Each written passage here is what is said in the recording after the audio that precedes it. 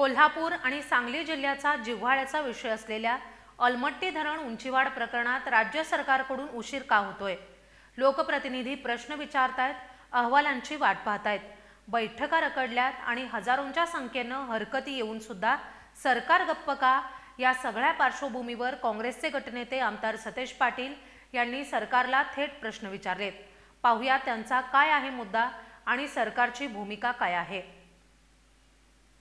अलमट्टी धरणाच्या उंचीवाढ विरोधात कोल्हापूर आणि सांगली जिल्ह्याचा रोष दिवसेंदिवस वाढतोय। या संवेदनशील विषयावर सरकारची भूमिका स्पष्ट नाही असा आरोप करत काँग्रेसचे गटनेते आणि विधान परिषदेचे आमदार सतेज पाटील यांनी सरकारला थेट 5 महत्त्वाचे प्रश्न विचारलेत। अलमट्टी धरण उंची वाढवण्याच्या निर्णयाविरोधात आपण सुप्रीम कोर्टात जाणार आहोत का? उत्तराखंड इथल्या नॅशनल इन्स्टिट्यूट ऑफ हायड्रोलॉजीकडून मागवलेला अहवाल 2-3 वर्षांपासून प्रलंबित आहे। तो अहवाल सरकारला कधी मिळणार?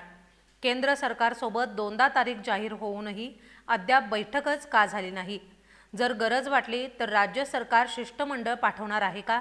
आणि सर्वात महत्त्वाचं म्हणजे कोल्हापूर आणि सांगली जिल्ह्यातून 3000 हरकती आलेल्या असताना सरकार त्यावर काय कारवाई करणार आहे?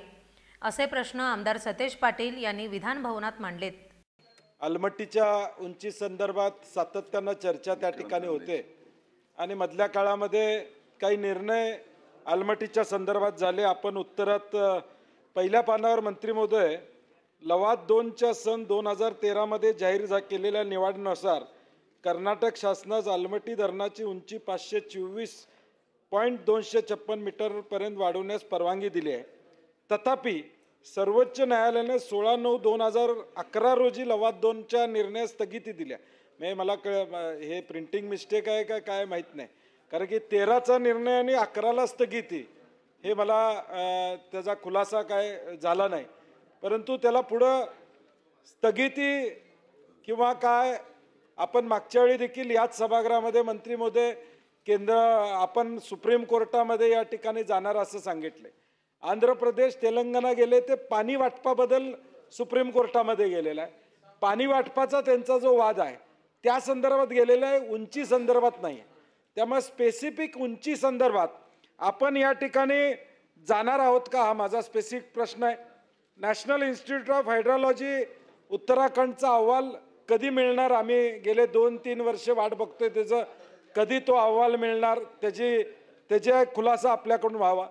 केंद्रामध्ये बैठका 2 वेळा तारखा ठरल्या, परंतु त्या बैठका झाल्या का नाही याचा खुलासा होणं त्या ठिकाणी गरजेचं आहे। गरज असेल तर आपण केंद्राला एखादं शिष्टमंडळ घेऊन जाऊन भेटणं या ठिकाणी गरजेचं असं मला वाटतंय। 3000 हरकती सांगली आणि कोल्हापूर जिल्ह्यातल्या अलमट्टी संदर्भात केंद्राकडे आम्ही त्या ठिकाणी मंत्री महोदय पाठवलेले। त्या हरकती तुमच्याकडे आल्या असं तुमचं म्हणणं आहे, त्याचा खुलासा आपण काय करणार आहोत? आणि स्पेसिफिक माझा प्रश्न आहे, वडनेरे समिती जी मागच्या काळामध्ये अपॉइंट केली होती त्यांचं म्हणणं आहे की या अलमट्टीच्या उंचीचा आणि पुराचा काय संबंध? असं नाही आहे। या उंचीमुळे निश्चितपणे सांगली कोल्हापूरला महापुराचा फटका बसणार आहे आणि त्यामुळे वडनेरी समितीतले काही निष्कर्ष ठीक आहेत। नदीमध्ये अतिक्रमण झालं, बंधारे आपण बांधले, तिथं वेगळ्या पद्धतीचे पूल बांधायला पाहिजे होते वगैरे, हे मान्य आहे, परंतु अलमट्टी संदर्भातलं आपण स्वीकारलं का नाही स्वीकारलं या 5 गोष्टीचा खुलासा व्हावा अशी माझी अपेक्षा असणार।